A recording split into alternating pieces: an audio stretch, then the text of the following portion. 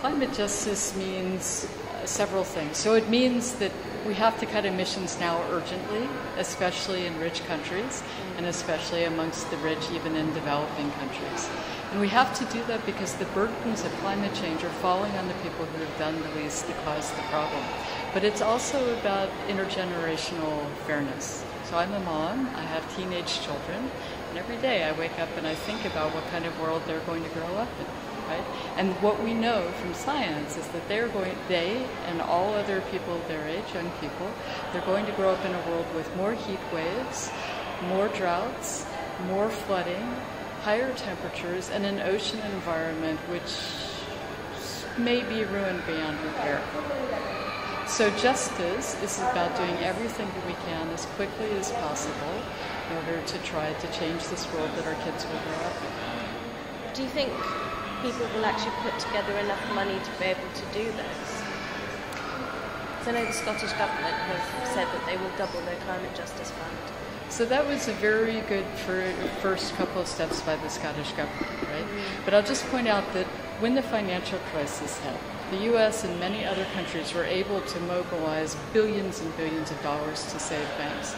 If we really wanted to do something about climate change in the developed world, we would be doing it right now. So it's not a question about the money, it's a question about political will. In an ideal world, you've got a climate justice plan.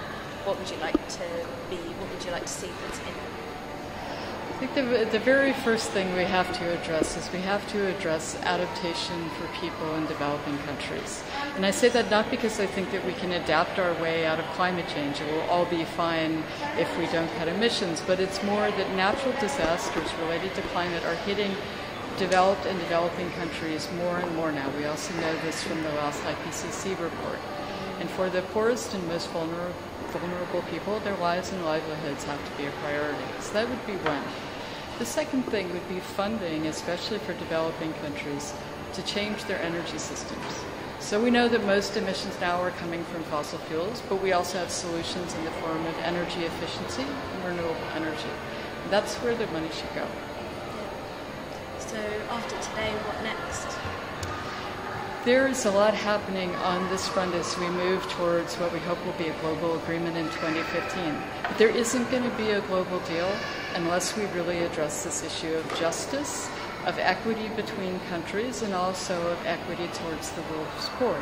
So we can't say, for example, that the U.S. and China or the U.S. and India are exactly the same when it comes to their responsibility to cut emissions. Another thing that we really need to address as a part of the justice discourse is actually consumption. So unless we do something about consumption in rich countries, then it is also going to be very, very difficult to cut emissions enough. So those would be the two things. There's the political track, but then there's also something for which we in civil society have a responsibility, and that's trying to get people to address consumption.